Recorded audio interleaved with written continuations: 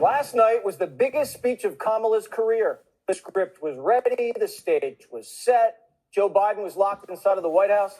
Everything was going according to plan. Until someone gave Biden a laptop. And we know Bidens and laptops don't mix. Somehow Joe logged himself onto Zoom and said this.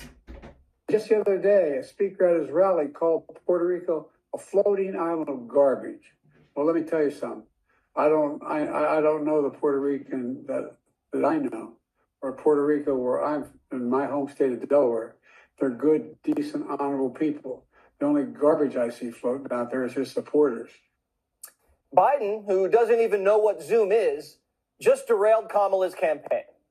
And he did it from solitary confinement a week before Election Day. Donald Trump couldn't believe it. He found out during a rally. Well, I wasn't going to say anything, but I have breaking news for you, Mr. President. You may not have heard this. Just moments ago, Joe Biden stated that our supporters are garbage.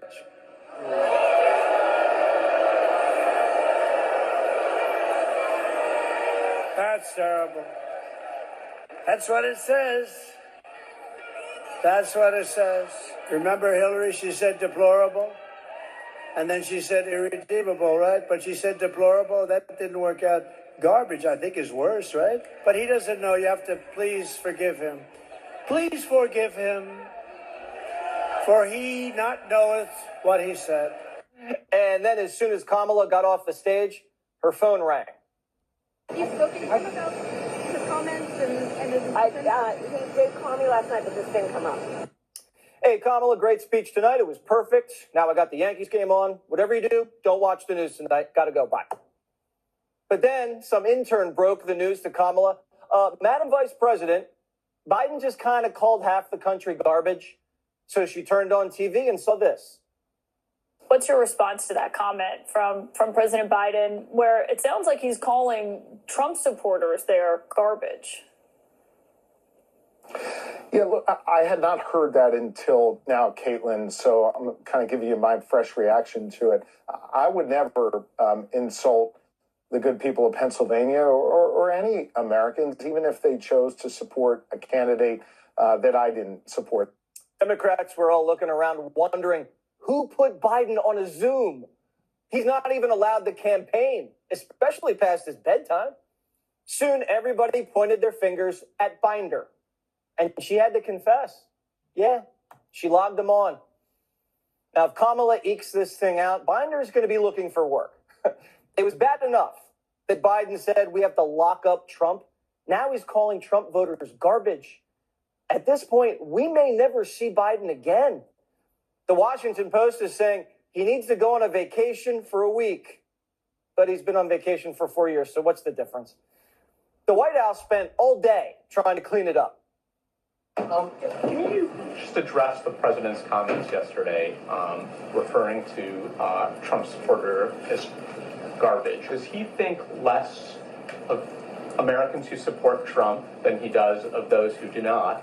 And two, why is he using that kind of rhetoric? How is that presidential? So a couple of things. So just to clarify, he was not calling Trump supporters garbage. The only garbage I see floating out there is his supporters. Which is why this is why he wanted to make sure that we put out a statement that clarified what he meant and what he was trying to say. And so just want to make that very clear for folks who are watching. The Biden cover-up continues, and he's not even running. The White House got caught altering the transcripts of these comments. So pathetic. Now, if I were Kamala, I'd be like, you know what? I heard what the president said, and he's dead wrong. And as a matter of fact, he's been brain dead the whole time. But she couldn't do it. Even after this, she still wouldn't do anything differently than Joe Biden. What did you think when you heard President Biden make those comments?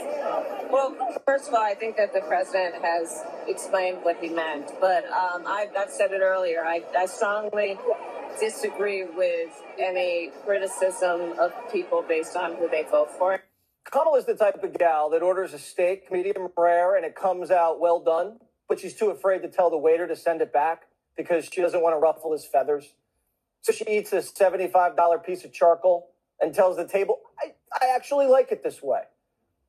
Oh, then Walls got pounded this morning. Watch.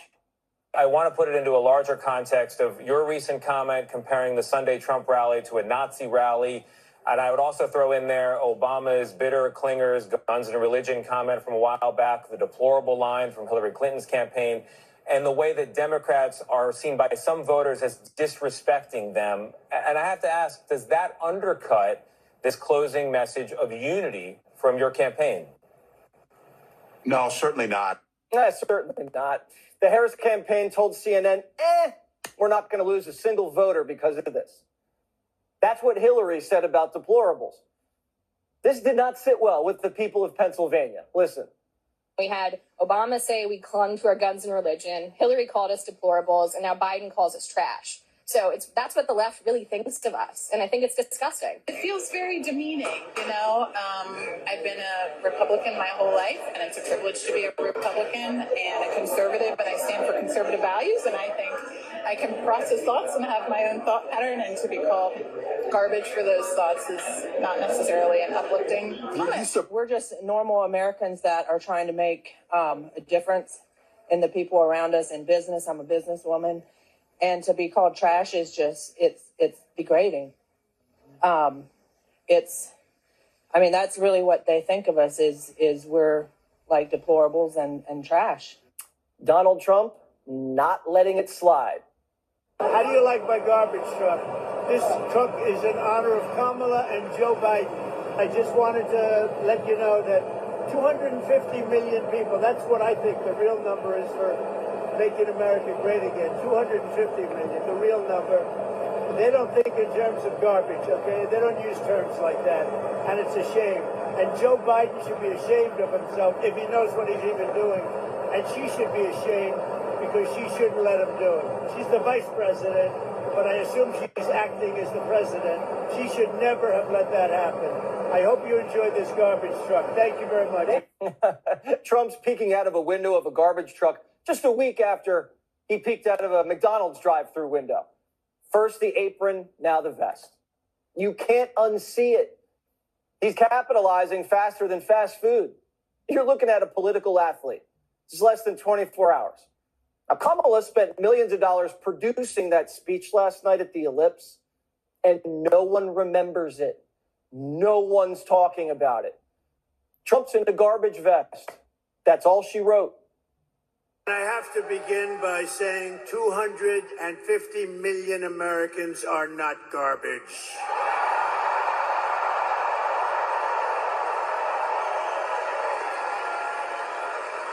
This week, Kamala has been comparing her political opponents to the most evil mass murderer. People who go to church and didn't go to college are too ignorant to appreciate Bidenomics and the transformational impact of the Green New Deal. They don't think you're smart enough to realize how good your lives are under Joe and Kamala, how our economy needs migrants, and how our poor prisoners need their sex change operations. You're used to it, and it makes you even more motivated to vote. But we're also having fun with it. People are getting their costumes ready early. Halloween's going to look like garbage day.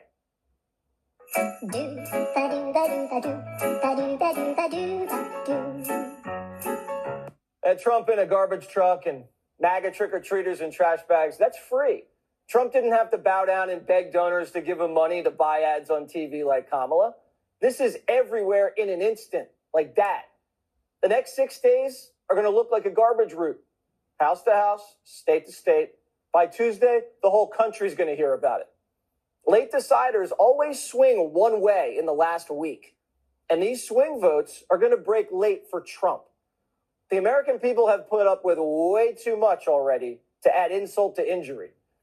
And the Democrats aren't just calling Republicans garbage. The Democrats are calling black men sexist, young voters dumb, white dudes racist.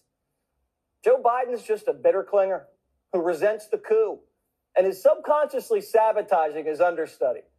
And Kamala doesn't have the courage to smack him down because she's just a machine politician who only knows how to get ahead by saluting the boss. Plus, she knows better than anybody. No one F's with a Biden. And Joe has a lot of nerve calling anybody garbage while his low-class son behaves like a disgrace and gets away with it. Joe and Kamala are running a campaign based on hate because they can't run on their record, and you deserve better.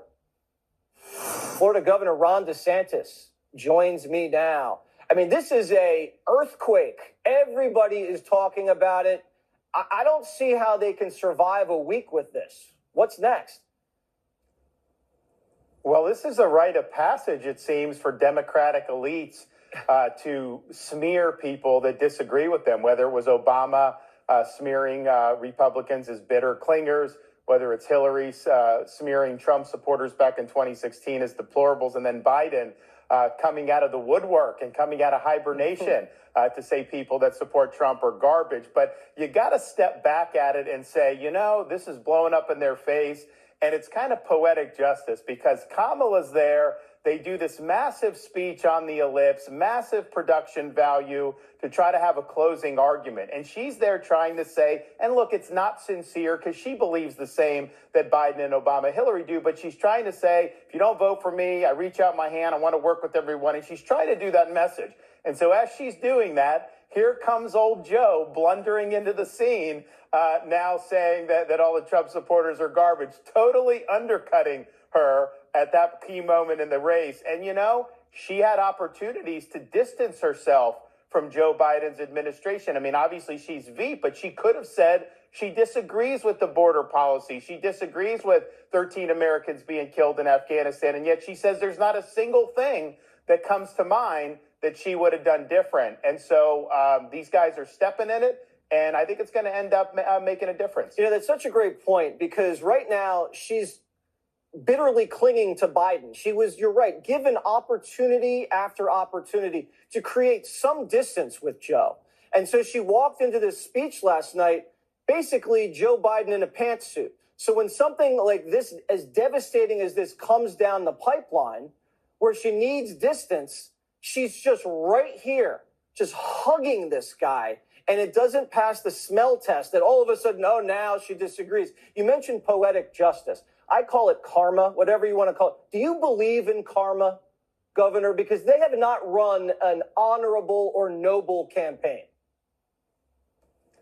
Well, that's exactly true. I mean, I think you look at what they've done from the beginning. I mean, even more recently, their closing argument seemed to be that Donald Trump is like Hitler, like a fascist. He was president for 4 years, guys. People can watch and see what happened. I didn't see that happen in those 4 years, but what they're doing is they're really stirring up, I think, a lot of division in this country. And think about it.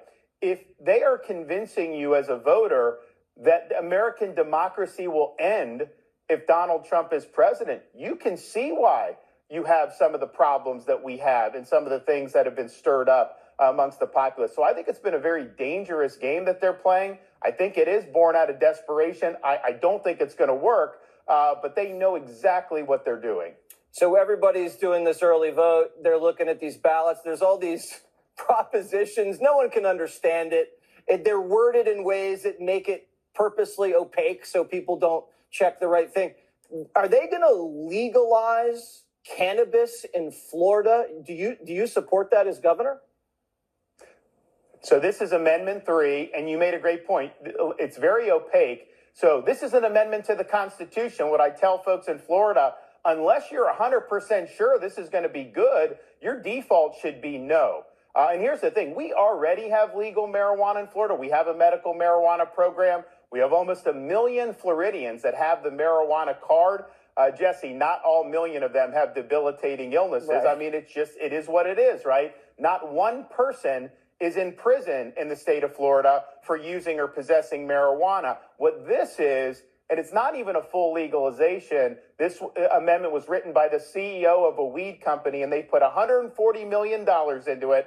They don't let you grow your own. You got to buy it from them. Oh. And then they give themselves total immunity from civil liability. It's like big pharma on steroids, and they don't have any restrictions on this being used in public. And so if you don't like Denver, you're going to see that all over the Florida. So I would urge people to please vote no. Don't California our Florida. Vote no on Amendment 3. All right. Read it very carefully because they're trying to confuse you. All right, Governor. We'll see how it shakes out. Good luck. Thanks. Well, Joe Biden bit a baby today. We'll have the video. Over the weekend, a comedian at Trump's MSG rally made a joke about Puerto Rico being a floating pile of garbage. It's just a joke from a roast comedian. But white liberals got offended on behalf of Puerto Ricans. With a so-called comedian calling Puerto Rico a floating island of garbage in the ocean, making the most repulsive racial jokes about Latinos in this country. I mean, obviously, those comments about Puerto Rico are disgusting and hateful. It was so incredibly crude. Calling Puerto Rico garbage, basically calling Puerto Ricans trash. He made plenty of other horrifying remarks about Latinos, but they're frankly just too X-rated to play here. Oh, my God. Puerto Rico was all the media talked about until Joe Biden kamikazed Kamala's campaign by calling America garbage. Rule number one of politics, never insult the voters. The old Democrat machine would have had their media jackals all in sync, mop in hand, ready to clean up. But the machine's been broken for months. No one's on the same page anymore. After the coup and Kamala's collapse, no one knows who to take orders from. So the media is spinning in cycles, just shooting out rapid-fire excuses. The same guys that got outraged over stuff Trump never said are covering up what Biden actually said. The New York Times says Biden appears to insult Trump supporters as garbage. Appears. No, he called you garbage. Politico says Biden was calling the hatred of Trump supporters garbage. Nope, wrong again. They were forced to issue a correction. And then CBS says Republicans are pouncing on Biden appearing to call Trump supporters garbage. There's that appear word again. They couldn't confirm if Hunter's laptop was real, and they can't confirm what we all saw on camera. But other Democrats heard Biden loud and clear, and they're telling him to double down. No, I'm of the mindset that if you say it, you might as well just embrace it. I do think if he said, listen, yeah, I do mean all those racist supporters of Donald Trump. Yeah, I do think that they're terrible. I think that people would look at the Democratic Party a little bit different. I do think that the Democratic Party in general doesn't look like they are strong enough, and they will always back off of things. And I think that when Joe Biden backs off of saying what he really believes, I don't think that's a good look.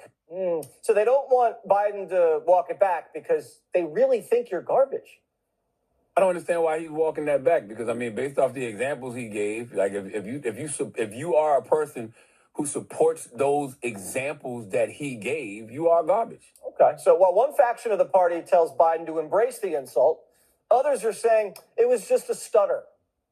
Joe Biden has never been a big arena speaker. He's never been the most fluid speaker. And by the way, as someone who had a stutter growing up, it's very obvious to me that there's an apostrophe at the end of supporters there. He was referring to the garbage spewed by supporters, not simply the supporters themselves. Okay, that wasn't a stutter? Yeah, we've heard Biden stutter. That was as clear as Biden's ever been. But when you speak your mind, Democrats say you're senile, and when you make no sense, they say you're greater than FDR. No one here at this table knows what Joe Biden meant, unless someone here has talked to Joe Biden when he made those comments. And the sad reality is that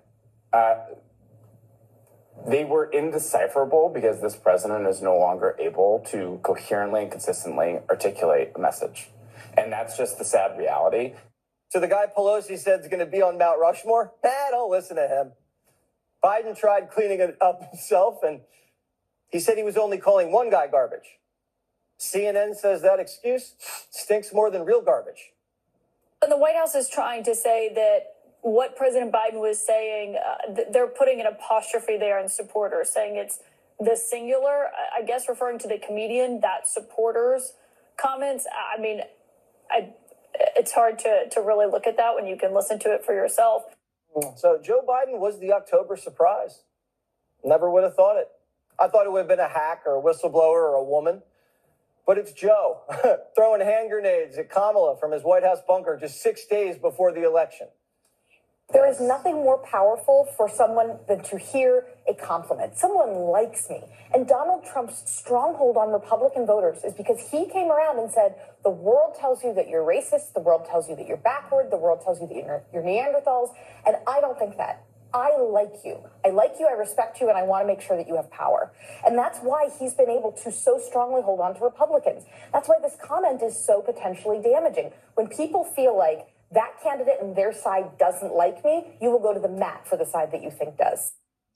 Victor Davis Hanson, senior fellow at the Hoover Institution. So, VDH, I was thinking after McDonald's, that was going to be the moment that sealed the deal. But now, Garbage Gate, it might have a little competition.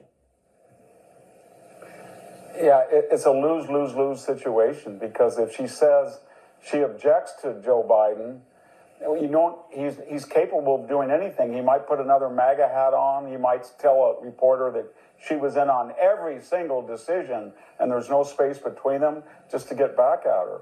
And then if she says he doesn't really know what he's doing, then why is he president? Because this, he also said that, we should lock Trump up. And the same day he went out on the Baltimore shore and said maybe he should take a swim, Fredo style, So he's saying things that are incomprehensible, and that brings up, what's he going to do for the next 90 days? If he's this bad, and you just say that, well, don't take him seriously, he's like President of the United States. Are we going to have a 25th Amendment or something?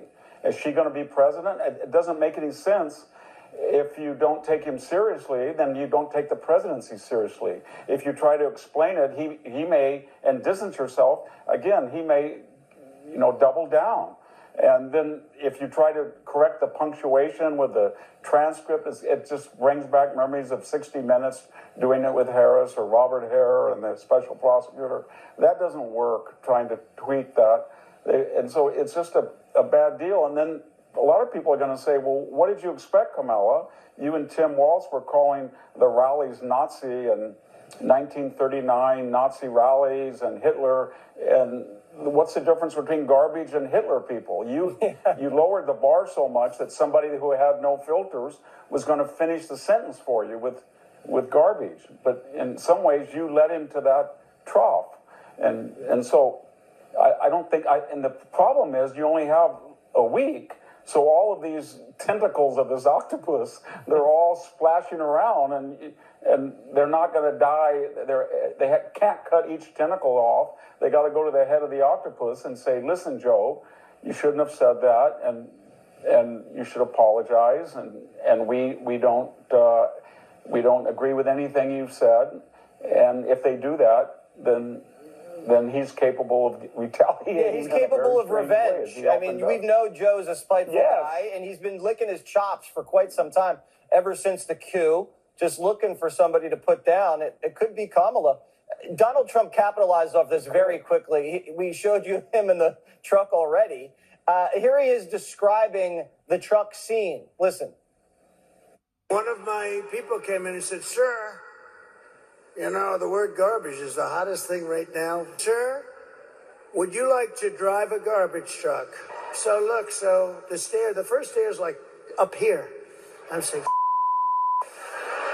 and then I got in the car and I'm driving over here and I have this still on. I got 25,000 people standing outside. I got all these people here. There's no way I'm wearing it on stage. I said, get me my jacket. But if you did, it actually makes you look thinner. I said,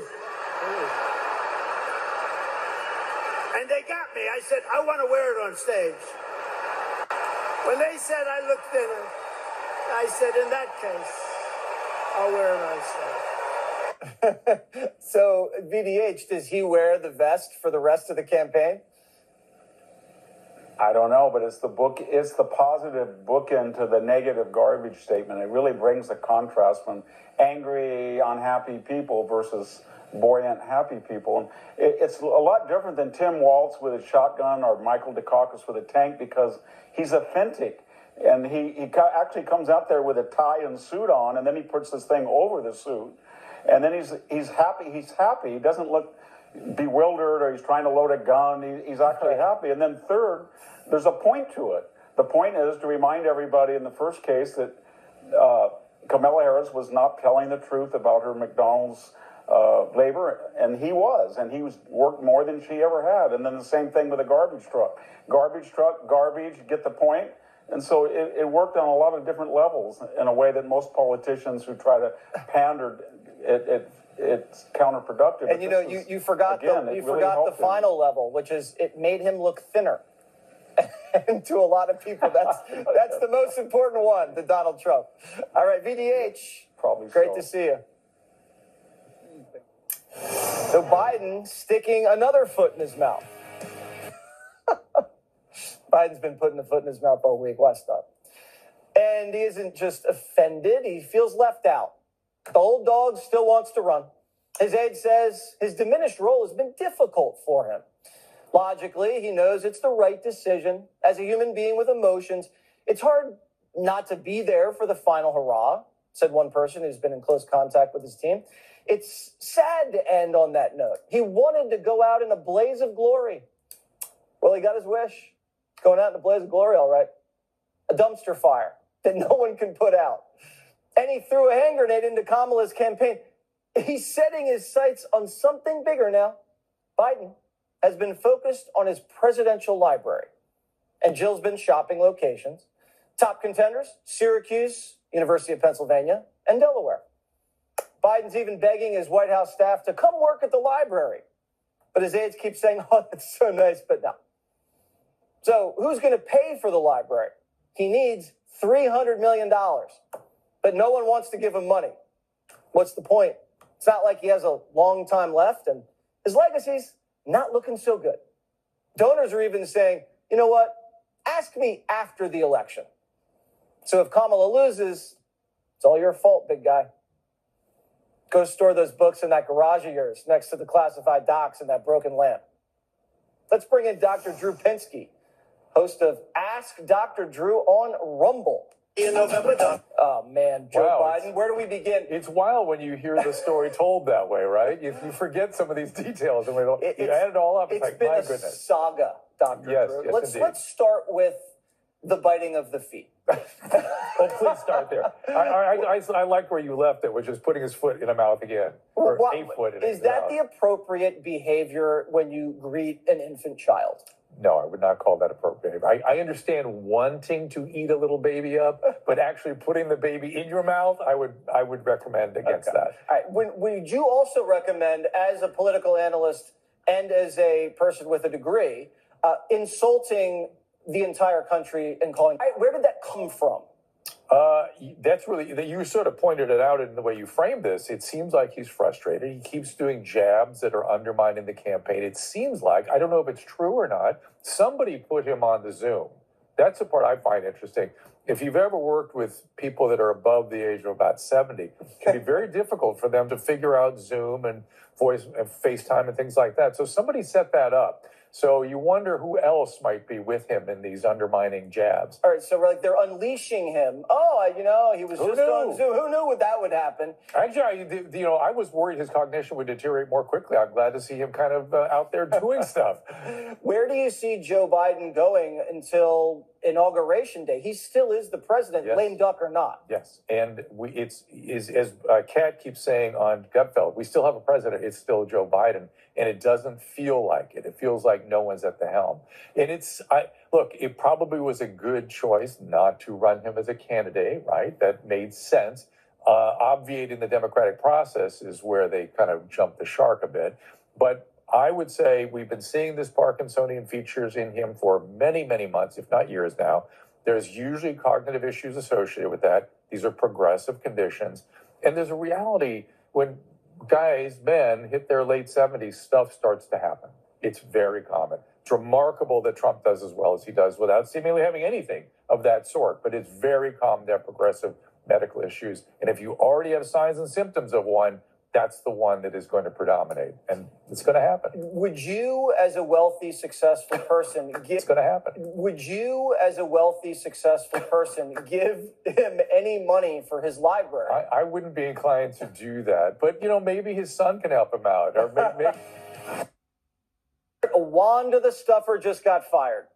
Wanda's the Democrat operative and ballot stuffer from Bridgeport, Connecticut. She's been collecting a paycheck from her government job for over a year, even though she's been suspended and charged with election fraud and caught on tape. Finally, we're not paying her anymore. The media always says there's no election fraud, and we got it on tape. And now a Democrat operative has been investigated and fired for stuffing. We're 6 days out from Election Day, and Democrats find themselves in the same position they were in before the Biden coup. They have an embarrassing candidate who can't get it together. Not a book plug, but could be. Still available on Amazon. They kick Joe to the curb for someone younger, more energetic, a little less clumsy. But in this final stretch, Kamala's acting like Joe 2.0. She's tripping, bumping, yawning. She's a mess. Look what happened when she sat for a local TV interview. Madam Vice President, good to see you again. How have you been? I'm well. How are you? Thank you for your a couple minutes. You ready? Yes, you ready? Yes. She wasn't ready. The Obama-mandated media blitz not really working out. She's pooped. She can barely keep her eyes open. Just like Sleepy Joe.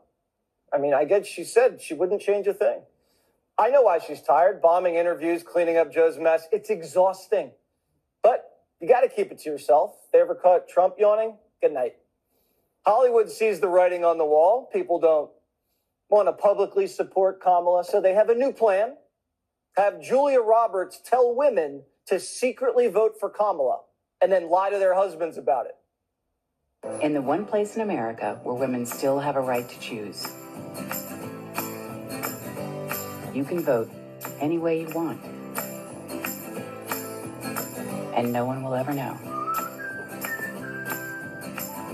Did you make the right choice? Sure did, honey. Remember, what happens in the booth stays in the booth. Vote Harris Walls. But don't worry, guys. The ultimate white dudes for Harris, George Clooney, has a message for you, too. Come on, boys. Let's make America great again. Remember, you can vote any way you want, and no one will ever know. Do your patriotic duty. You bet I did, brother. Super True founder and former SI model, Kristen Llewellyn-Gaffney, is here. Kristen, have you ever lied to your husband? Oh, absolutely not. Maybe about bedtime, but other than that, I think it's pretty disturbing, this campaign that's going on right now. My husband's watching right now. Love him so much, but never have I ever turned to someone and said, you know what's really helped my marriage was lying to him. Never. I think this is absolutely absurd. Now, if you're lying to your husband about who you voted for, what else are you lying about? That is the question. Exactly. And you know what? The American dream is built really on this nuclear family that they're already trying to separate, and then to take the partners of the household is really emasculating.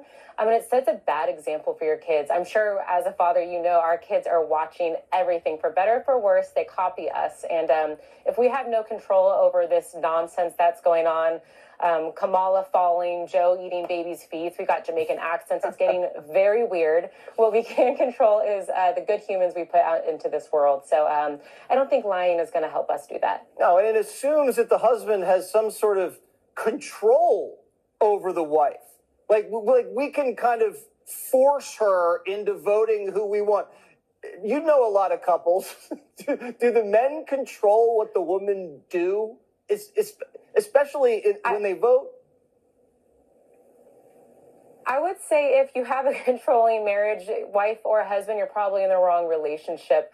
Ultimately, it's a partnership. I think it is a joint decision because you really are making this for, you know, the future of our children and this next generation. So controlling, wrong relationship. It should be a united front. Absolutely. Well, what about these MAGA Republicans? Because Clooney, I think you just saw that little ad there. Clooney is saying there's a lot of MAGA men who are like in the closet and they should just kind of stay in the closet and vote Kamala. What's that about? White men for Harris is such a strange concept to me. I mean, I was just returned from Georgia. I was at a Trump rally. There was so much positivity. There was so much networking, people who wanted to genuinely help each other. There was no division like you see at these other rallies with Harris.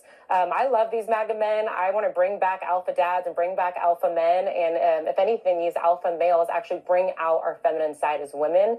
And I think together, that's what God created. And that's the way to go moving forward in 2024, I've never heard it put that way. Alpha males bring out the feminine side of women.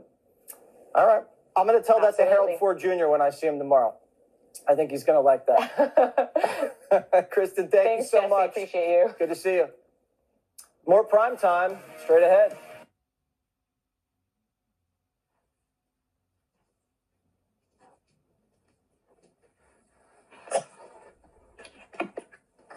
Bản thân ở phía đằng sau.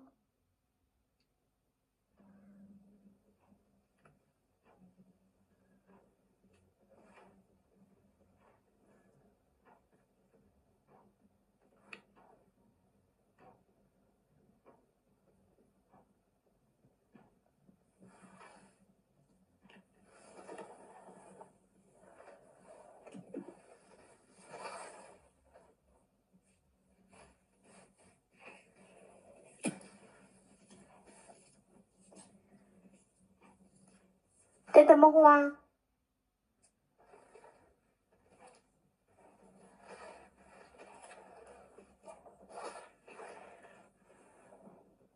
Nửa sợi màu trắng.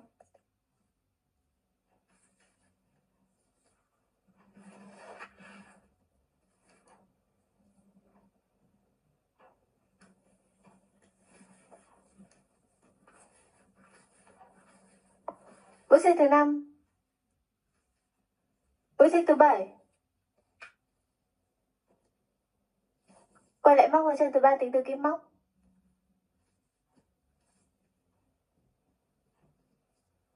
Bốn mũi nửa kép.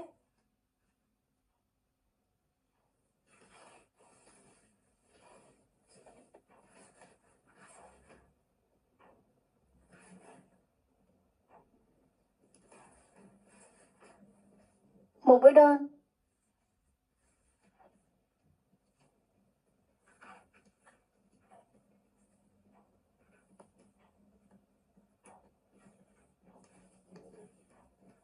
Cánh hoa thứ 2.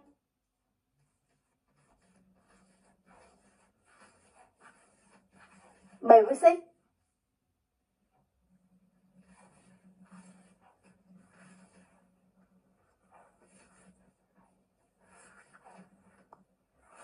Mũi kép thứ 3.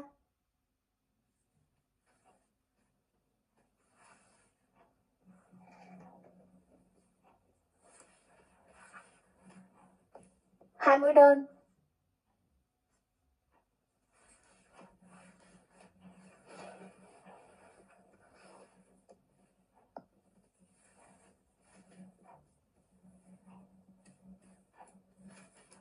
Cánh hoa thứ 3. Mũi xích thứ 6. Quay lại móc 4 mũi nửa kép.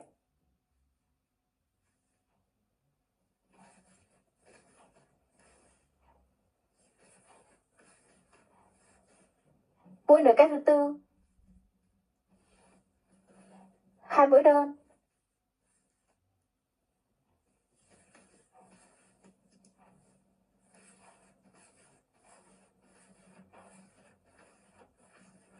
Cánh hoa thứ 4.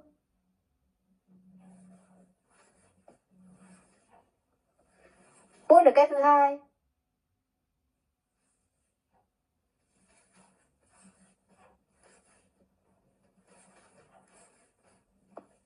Hai mũi đơn.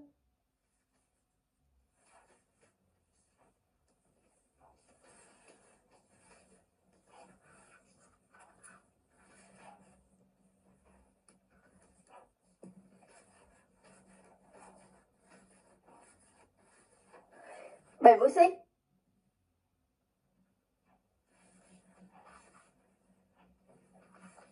Móc mũi kép thứ 5.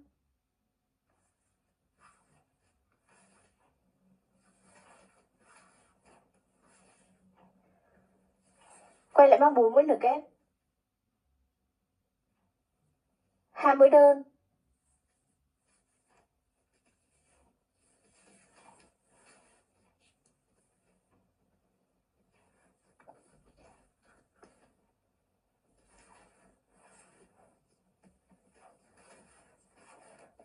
Cánh hoa thứ 6. Quay lại móc vào chân thứ 3 tính từ kim móc. 4 mũi nửa kép.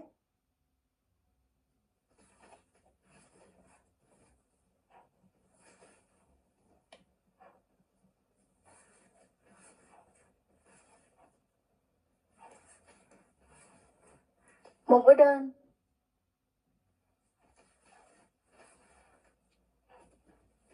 Tiếp theo cắt sợi.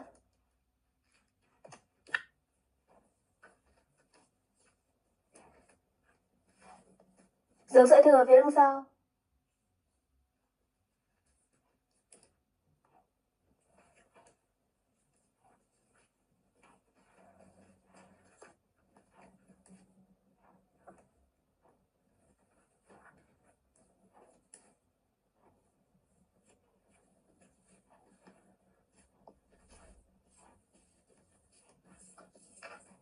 Xong bông hoa thứ nhất.